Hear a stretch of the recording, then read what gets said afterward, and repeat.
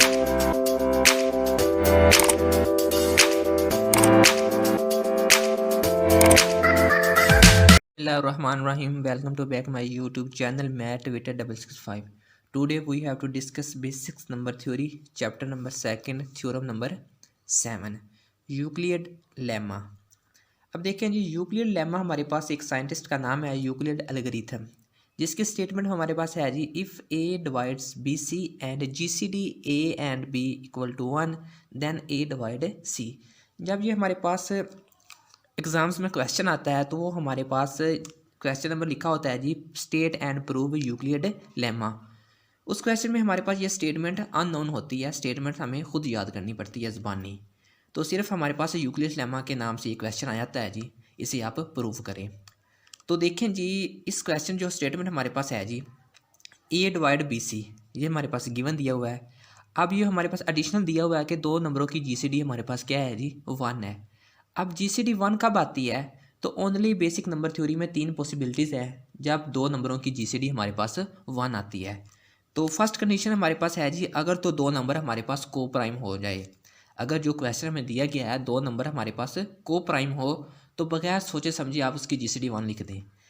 को prime means एक number 2 है और एक नंबर हमारे पास क्या है जी, 3 है, तो इसकी जी सी डी 1 है। यानी कि 2 भी प्राइम नंबर है और 3 भी हमारे पास प्राइम नंबर है। इसके अलावा आप ले सकते हैं जी, प्राइम नंबर 11 ले लें, 17 ले लें, दोनों नंबरों की जीसीडी आपके पास 1 होगी। ये फर्स्ट कंडीशन है जी, जीसीडी 1 होने के लिए दो नंबरों की। अब सेकंड कंडीशन क्या है जी, अगर तो एक भी नंबर इन दो नंबरों में से 1 हो जाए। अगर एक नंबर आपके पास 1 है और दूसरा कोई भी नंबर है, चाहे वो इंटीजर है, चाहे वो प्राइम नंबर है, चाहे वो कम्प्लेक्स नंबर है, तो आपकी जीसीडी 1 होगी। अगर ये नंबर आपके पास 5 ले लें आप, तो इसकी जीसीडी आपके पास 1 होगी। इससे ये प्राइम नंबर है ना 5। आप कम्प्लेक्स नंबर ले लें, कम्प्लेक्स नंबर मीन्स जिसके 2 और मोर दैन 2 डिवाइज़र हों। आप 6 ले लें, 7 ले लें, सो ऑन ले लें, कोई भी नंबर ले लें, अगर एक नंबर भी आपके पास 1 आ गया ना, तो आपकी जीसीडी 1 होगी। तो ये थी जी सेकंड कंडीशन जीसीडी 1 होने के लिए। अब जो थर्ड कंडीशन है वो देखें जी, अगर दो नंबरों में से एक नंबर आपका प्राइम हो और सेकंड नंबर आपका कम्प्लेक्स नंबर हो, तो आपकी जीसीडी 1 होगी।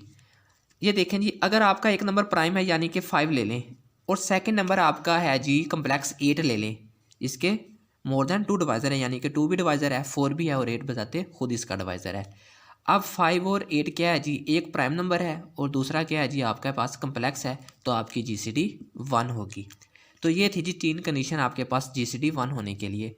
अब जो कंडीशन नंबर थर्ड है ना, इसमें एक मसला है। हमने तो बात की ना कि एक नंबर प्राइम हो और एक कम्प्लेक्स हो तो इसकी जीसीडी 1 आ जाएगी। अगर मैं लेता हूँ जी एक नंबर प्राइम, फ़र्ज़ करें आपके पास नंबर 3 आ गया, दूसरा कम्प्लेक्स नंबर आपके पास 21 है, तो क्या इसकी जीसीडी 1 होगी? नहीं होगी। क्यों?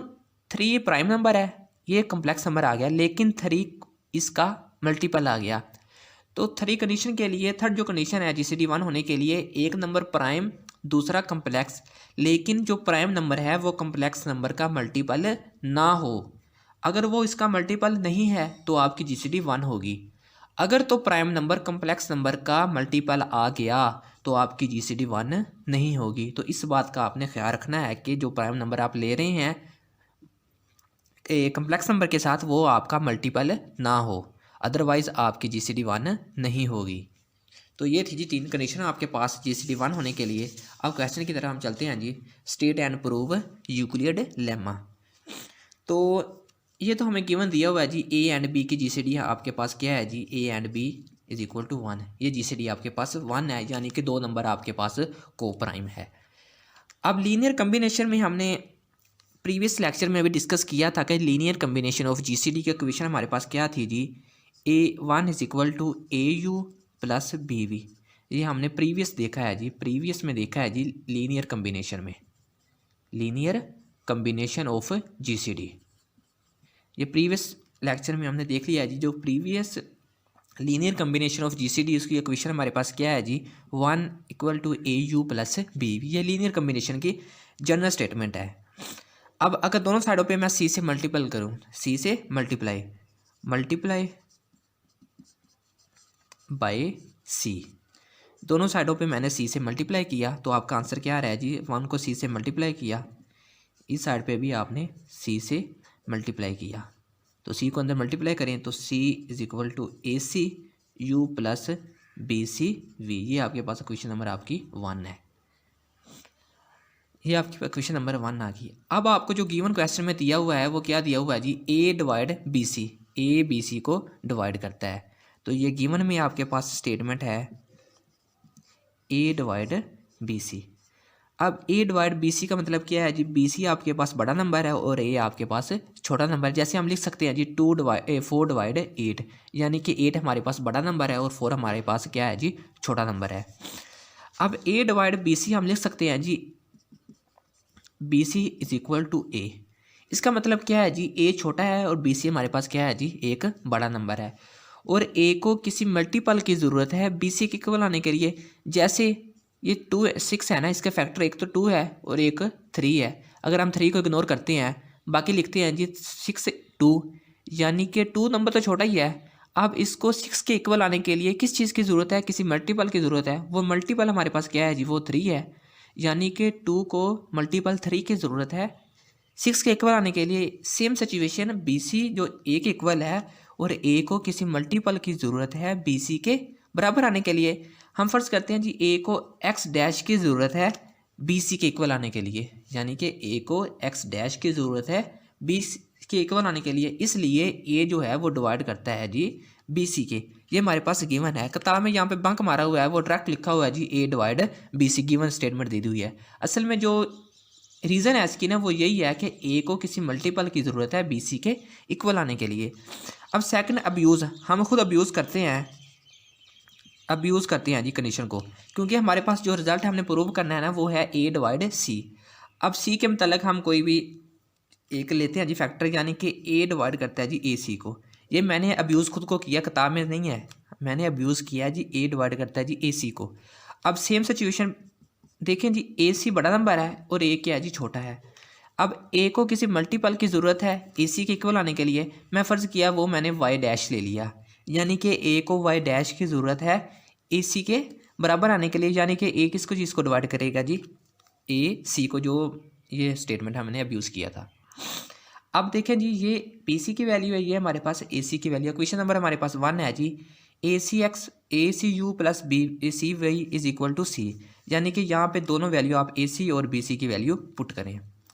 अब वैल्यू जब पुट करेंगे तो सी की वैल्यू आपके पास आएगी, सी इज इक्वल टू ए सी किसकी इक्वल है, ए वाई डैश के एंड बी सी आपके पास इक्वल है जी ए एक्स डैश के। यहाँ से आप ए एक्स डैश साथ आपके पास यू है, यहाँ आपके पास क्या है जी, वी है।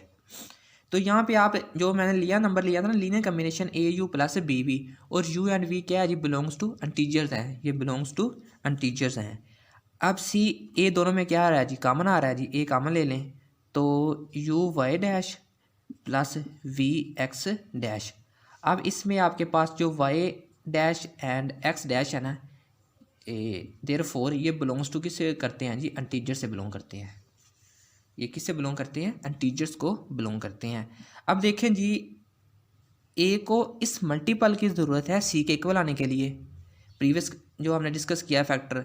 इसी तरह ए को ये इसका क्या है जी, ये वाला फैक्टर सारा ये इसका मल्टीपल है, यानी कि ए को इस मल्टीपल की ज़रूरत है सी के इक्वल आने के लिए। तो देन क्या हुआ जी, ए हमारे पास नंबर छोटा है और सी नंबर क्या है जी, बड़ा है, क्योंकि ए को मल्टीपल की ज़रूरत है सी के इक्वल आने के लिए। तो देन हम लिख सकते हैं जी ए डिवाइड सी, यानी कि ए नंबर छोटा है, सी क्या है, बड़ा है। तो यही हमने प्रूव करना था कि ए डिवाइड इस सी। तो ये हमारे पास प्रूव्ड हो गया। तो ये था जी हमारे पास यूक्लिड लेमा कि A divide B C and G C D 2 नंबरों की 1 है, देन ए डिवाइड सी। तो हमने कंडीशन भी चेक की कि कौन सी ऐसी कंडीशन है जिस पे हमारे पास जो जी सी डी 2 नंबरों का है वो 1 आता है। उसके बाद हमने इसको प्रूव भी किया कि किस तरह ए डिवाइड सी करता है। तो thanks for watching this video, please subscribe the channel and press bell icon to get the latest update.